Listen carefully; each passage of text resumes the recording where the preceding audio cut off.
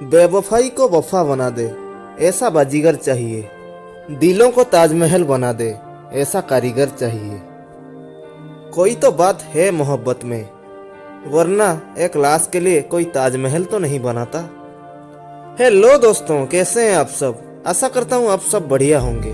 आज हम आपके साथ शाहजहां और मुमताज की प्रेम कहानी साझा करने वाले हैं। कहानी पूरा सुनिए और खुद तय कीजिए कि उनकी मोहब्बत सच्ची थी या सिर्फ एक दिखावा।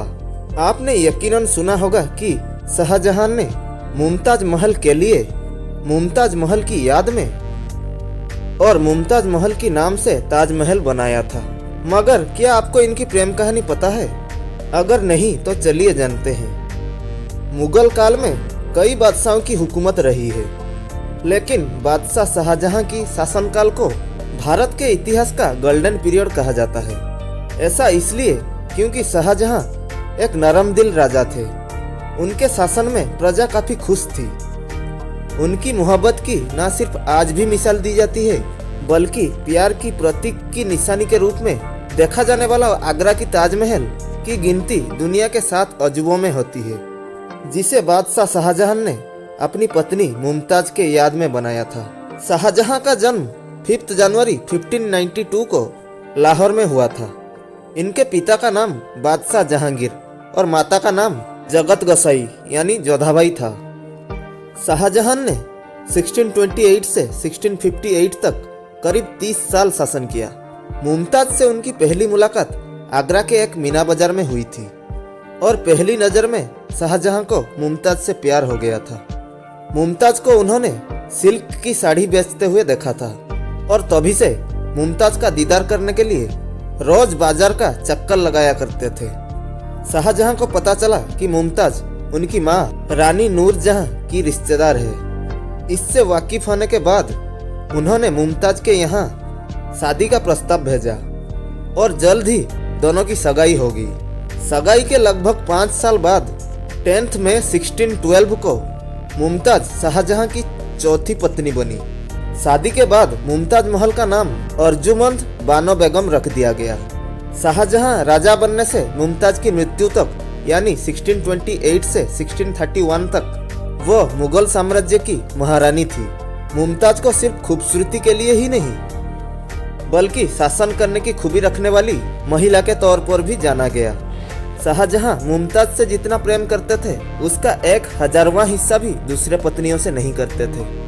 बीबीसी की एक रिपोर्ट में लेखक जसवंत लाल मेहता लिखे हैं, शाहजहां ने मुमताज को कई उपाधियां और ऐसी सुख सुविधाएं दी जो उनसे पहले किसी मुगल रानी को नहीं मिली। उनको पदशाह बेगम, मल्लिकाए जहां, मल्लिका उज्जमा और मल्लिकाए हिंद जैसी उपाधियां दी। जब मुमताज प्रेग्नेंट थी और 14वें बच्चे को गोद में रखी हुई थी, तभी साउथ इंडिया में लोधियों ने 1631 में विद्रोह का झंडा उठाया था। प्रेगनेंसी के बावजूद शाहजहां उन्हें आगरा से 787 किलोमीटर दूर धौलपुर, ग्वालियर, सिरोंज, हंडिया होते हुए बुरहानपुर मध्य प्रदेश में लाए थे। इससे अधिक दर्द के कारण उनकी मौत हो गई। मुमताज ने मरने से पहले शाहजहां को अपने पास मिलने बुलाया था। उन्होंने अपनी बेटी जहां आरा को पिता के पास बुलाने भेजा था। जब शाहजहां कमरे में पहुंचे तो वहां उन्होंने मुमताज को हकीमों से घिरा हुआ पाया। उनके पहुंचने के बाद सभी लोग उस कमरे से बाहर चले गए।